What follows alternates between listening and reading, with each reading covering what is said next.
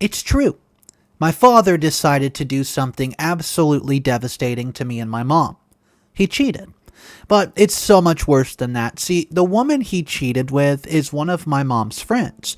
He ended up getting her pregnant, okay?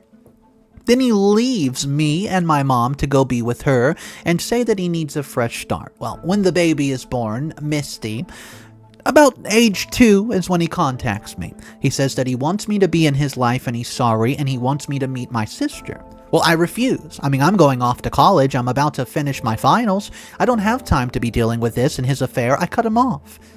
My uncle, all my friends are saying, hey, you seriously went too far, but I don't know. The way I saw mom break down, the way she was crying, felt devastated. I was the one who was there for her. She had no one. The man she loved, my father, decided to do this to her, and I don't know how to feel about this, but I do know one thing. I'm not going to be in his life. I don't care if that makes me the bad guy, because everyone's telling me, well, my sister didn't have anything to do with this, she's just a baby. Well, you know what? It's so much deeper than that, and there's some stuff you guys don't know, so let me walk you through it.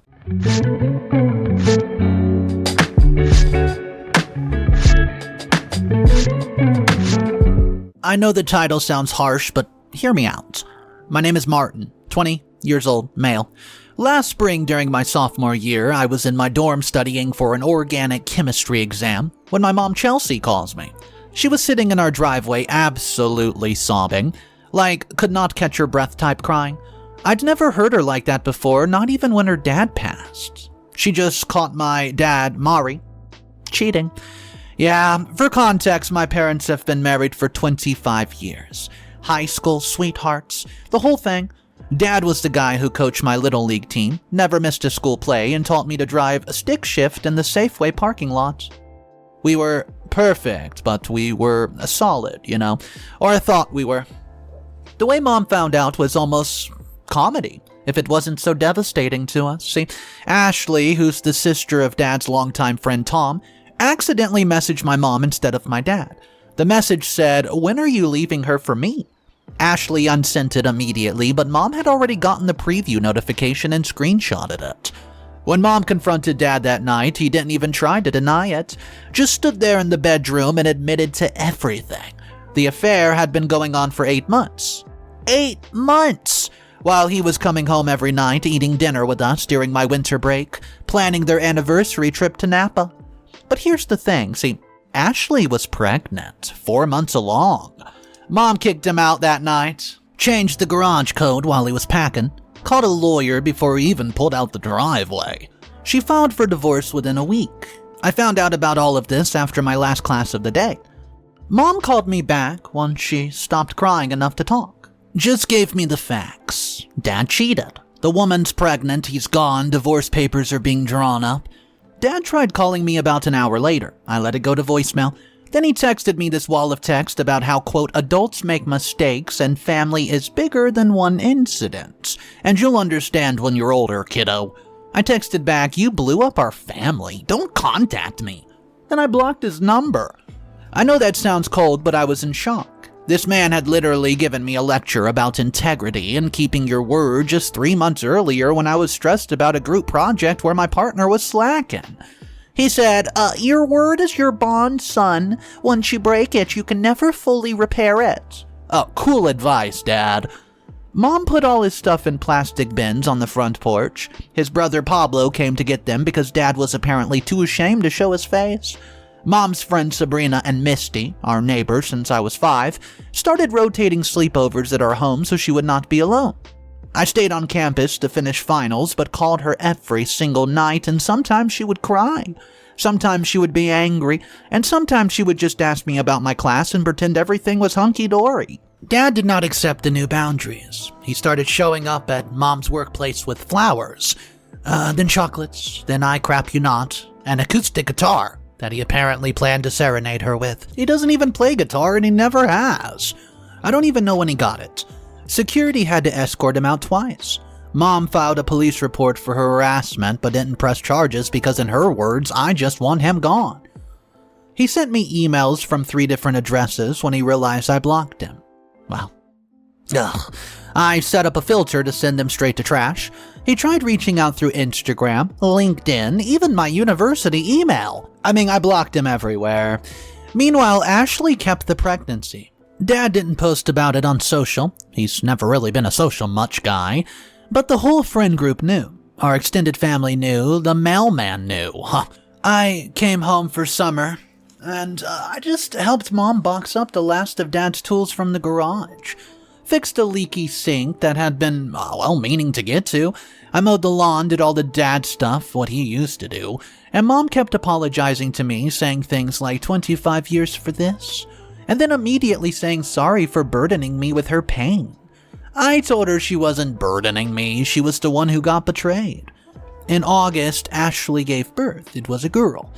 They named her Misty. Yeah, the same as Mom's friends. I don't know if it was intentional or just the universe being cruel. Tom, Ashley's brother and Dad's supposed friend, had the audacity to email me saying, "You have a beautiful sister now, and you know family is family." I didn't even respond.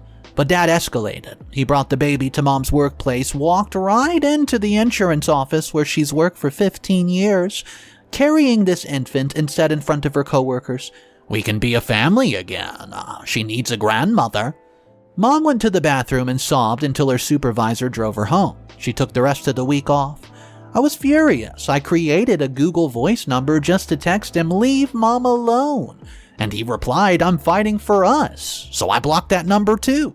The family group chat, which I muted, was blowing up. Apparently the custody situation between Dad and Ashley was complicated. She was struggling with postpartum depression and could not handle the baby. Dad ended up with primary custody after about a month. Uncle Pablo called me, to mediate, said Dad was struggling as a single father and needed his son. I told him I wasn't interested in mediating anything. Dad made his choices. When I went back to campus for junior year, Dad mailed me a photo of the baby with a handwritten note. "She has your eyes." Well, she doesn't. She looks nothing like me, and even if she did, so what? I threw it away, then felt guilty for even looking at it. This baby didn't ask to be born into this mess.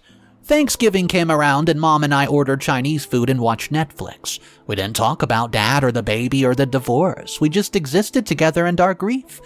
During finals week, Dad created an Instagram account. It apparently was his first ever. 3 photos of him, the baby, and a caption that said "second chances." He messaged me, "I love you, we're still family, you want to meet your sister?" And I replied something very vulgar, then blocked him. The next day, 2 more accounts appeared. Mari, Dad, and Misty and me. He messaged me from both, begging me to reconsider, and on the last one he wrote, "Your mom won't take me back, we need each other." I lost it. Why would she raise your affair baby? Why would I want to know her? You did this. You destroyed everything, so live with it. When I came home for winter break, Mom looked smaller somehow, like she'd physically shrunk from the weight of it all. Dad had started waking up and just walking up and down our street with a stroller. Not approaching the house, just walking. Our elderly neighbor, Miss Whitaker, called to warn us, saying he's been circling the block for an hour, should I call the law? Mom just closed all the blinds and said, "Let's pretend he doesn't exist." 2 nights later, we found a Christmas stocking on our porch with Misty embroidered on it. Mom picked it up with shaking hands and dropped it straight into a garbage bag. Uncle Pablo started texting, playing the guilt card like, "Your dad messed up as a husband, but he's a good father. That should count." I told him no, he blew up our family. He brings his affair baby to Mom's work. He watches our street. What about the goodness of him as fathering? Pablo said, "Like it or not, you have a little sister and she needs family." I said, "She's not my sister. She's the consequence of his affair. I'm not obligating myself to this mess." "Well, what if you got a call tomorrow that your dad passed? You would regret that, wouldn't you?" I said, "No, I wouldn't. I would keep living my life without him because I'm simply done." He said I was being harsh, that Dad never physically hurt anyone. I reminded him that Dad could have brought home any disease, that he'd emotionally devastated Mom even, and that he created a whole human being with someone else while married. The conversation ended with Pablo calling me stubborn and me blocking his number too. So guys, am I the a-hole for refusing to have anything to do with my cheating dad or the baby he made while cheating? Everyone keeps saying the baby is innocent, which she is, but I don't see why that makes her my responsibility. I mean, I didn't cheat. I didn't create this. I'm just trying to protect my mother and myself from pain. Update number 1. Hey guys, the original post got way more attention than I wanted or expected. It's been about 6 months since the post and things have, well, escalated. First, thank you to everyone who said not the a-hole and validated my boundaries. I screenshot a bunch of your comments for when the guild hits at 2 a.m. To those who said the baby is innocent, I know, trust me, I know. That's what makes this so hard. But as someone pointed out, you can acknowledge a baby's innocence without accepting the emotional manipulation that comes with access to her. Mom did not read the thread, but she didn't start therapy around the same time that I posted. It was a week later. The therapist has been helping her process what she calls the collision of grief and rage. That's exactly what it is. So, now for the update. Dad found my post. Uncle Pablo admitted he sent it to him, thinking it would help Dad understand my perspective. Instead, Dad emailed me. New email address number 4. He said, "I'm proud of you for expressing your feelings so elegantly. Let's talk about them in person." I didn't even reply, just blocked the entire domain. But Dad has his way. He escalated again. He sent a registered letter to my campus address. It was addressed to me and my big brother.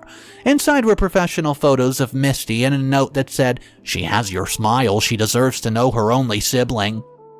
I returned it to Cinder unopened. Well, I opened it, saw what it was, resealed it, then returned it. Mom cried when I told her because registered mail means he paid extra just to force me to sign for his manipulation. I went back to campus early after winter break because I couldn't stand seeing our front porch as ground zero for his guild trip. Started hanging out more with my friend Sabrina, different from Mom's friend by the way. She said something that stuck. You can love a baby in theory and still refuse contact with the person, weaponizing her as an emotional ammunition.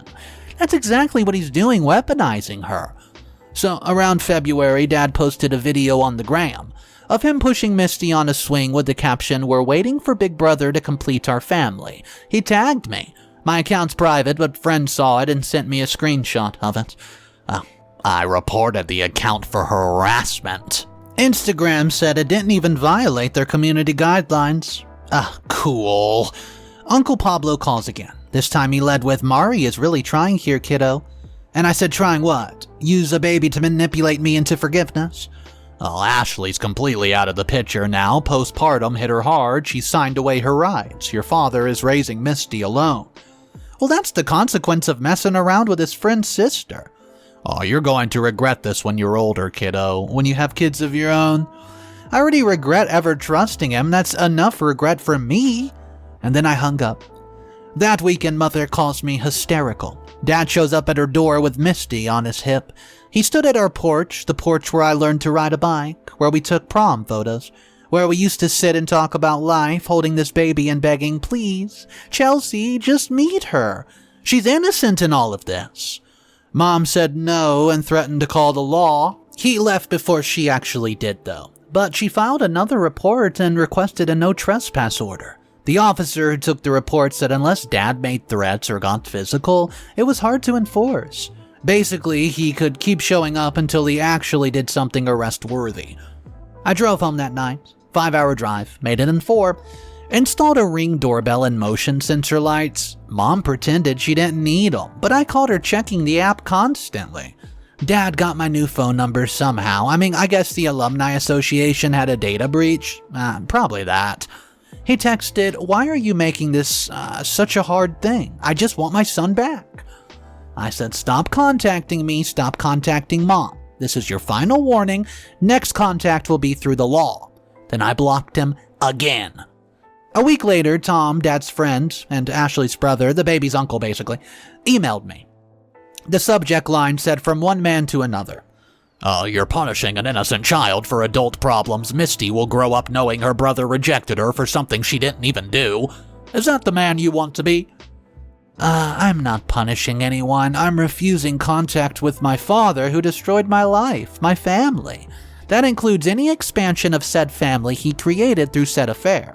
Don't contact me again, weirdo. Well, Tom CC'd Uncle Pablo on his reply. Family is family, blood is blood, you can't change it. So I set up an email filter to automatically archive anything from those domains. Well, springtime rolled around and the divorce was finalized. Mom got the house, Dad didn't fight it, most of the savings, and her retirement was intact. Dad got a rental place near Tom's house and his Instagram became a monument to single fatherhood. Post about diaper changes at 3 a.m, first food, milestone moments, every single post mentioned being a blessed father of 2, even though one of his children had not spoken to him in over a year.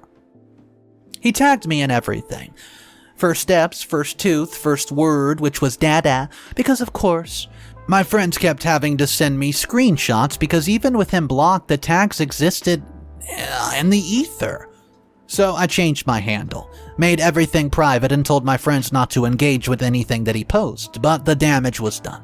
People on campus knew. I would get random, "Hey, how's your little sister?" questions from acquaintances who follow Dad's very public emotional manipulation campaign. The guilt was absolutely eating me alive. I mean, it was bad. At this point, I don't even know anymore. I mean, not guilt about Dad, forget him, but guilt about Misty. I mean, she really didn't ask for any of this. Some days I would think about her growing up, maybe seeing photos of me in family albums, if Dad kept any, wondering why her brother hated her. Other days I would remember her existence as this direct result of my father's betrayal and Mom's devastation, and the guilt would turn back to anger. Sabrina kept me grounded, like your dad could have chosen to respect your boundaries and maybe eventually rebuild something, but instead, he's choosing manipulation and stalking. That tells you everything you need to know about, well, you're right to stay away. And that's really all I have to talk about right now. Final updates. It's been 3 long years since Dad blew up our family and I'm 23 now. Hey, finishing my senior year and I'm posting this because I need to get it out somewhere before I do something I'll regret. Dad has not contacted me directly in 8 months now? That's the longest we've gone. I thought maybe he would finally accept my boundaries, but oh boy, I was wrong. Uncle Pablo still sends me birthday, holiday texts. This year's birthday message said, "You'll always be my nephew. Misty asked about her brother today." She didn't. She's 3. She doesn't know I exist, but the guilt still hit like a truck. Mom's doing better. Therapy seemed to help, and she started pottery class. Joined a book club, even went on a few dates, though it was nothing serious. She stopped flinching when the doorbell rang, and I started sending her money for utilities from my part-time job. And I'm planning to move her closer to whatever I get after graduation. We don't talk about Dad, not anymore. He's become like someone who passed away, someone who used to exist in our lives, but just doesn't anymore. And last week, things changed. I was at the park near campus, the one with good running trails. I just finished a 5-mile run and was cooling down when I saw them. I recognized the stroller. First, the same expensive one from Dad's Instagram post before I got them all blocked, navy blue with silver accent and green wheels. Then I saw him. Grayer than I remembered, thin, pushing the stroller while Misty toddled alongside. Holding his hand, she was wearing a purple jacket and light-up sneakers. She had Ashley's nose, but Dad's eyes. My grandfather's eyes, I should say. I kept walking. I didn't stop, didn't look back, didn't engage, but my chest felt like I sprinted the entire 5 miles, like I couldn't get air. I sat in my car for 20 minutes before I could drive. That night, I told Sabrina, since, we're dating now, it's been a year, I said seeing Misty made me feel like the villain in someone else's story. Here's this little kid who did nothing wrong, absolutely nothing wrong, and I'm the brother who refuses to know she exists. That's when Sabrina says, "You're not her brother, though. I mean, not really. You're an adult son of the man who used her existence to violate your boundaries for 3 years. That's a big difference." But I thought to myself, is there, though? Uncle Pablo called the same night. Dad must have told him about the park. "I heard you saw them today. Maybe it's a sign from the universe, man." It's not a sign. God didn't send that. It's a public park in a small city. If your dad passed tomorrow, would you really not regret missing these years with your sister? I've heard this before multiple times, but this time I really thought about it before answering. If he died tomorrow, I would comfort my mom. I would finish my finals. I would graduate. I would start my job. I'd live my life, the same life I'm living now, with or without him in it. You're cold. Yeah, well, I learned from the best, and I hung up the phone. Guys, I'm going to end this post soon. I just need to tell you, here's the thing. I do think about Misty, more than I want to admit. I think about her growing up in that rental house with father, and I think about her maybe wondering why she doesn't have a mom. I think about her possibly finding this thread someday and reading about how her existence destroyed a family. Or maybe, they'll make a YouTube video about it like they do with other stories on here. But then I remember, Dad chose this. Every single part of it. He chose to have an affair. He chose to get Ashley pregnant, and he chose to, do this to my mom. He chose to weaponize a baby, and he chose to watch us, manipulate us, violate every boundary we set. So if Misty finds me when she's older, like 18 plus, and wants to know me as a person, okay. Not as a bridge back to father, I'll make the decision then. If she wants to understand why I stayed away, I'm gonna tell her the truth. Her father destroyed my family and used her as a tool to try to force us back together. That's not her fault, but it's also my responsibility to not fix it. It's not mine. Graduation is in 6 weeks, and it's all I can think about. I've got a job lined up 2 states away, and Mom's thinking about selling the house and moving close with me. We're both ready to build something new from ashes Dad left behind, so some of you might call me heartless, say I'm punishing an innocent child, say I'll regret this. Maybe you're right. Maybe someday I'll wish I'd swallowed my anger and let her in. But right now, today, my boundary stands. No contact means no contact, not with Dad, not with his guilt trips, and not with the constant reminders of the family he destroyed. I don't need Dad's approval anymore. I don't need Uncle Pablo's understanding. I don't need Tom's respect. I need peace. I need to protect my mom. I need to finish building a life that does not include the man who taught me about integrity and then showed me he had none. That's where I'm at. That's where I'm staying, and no, I won't be updating again. So guys, if you're reading this, I wish you the best in life. I really do. Goodbye.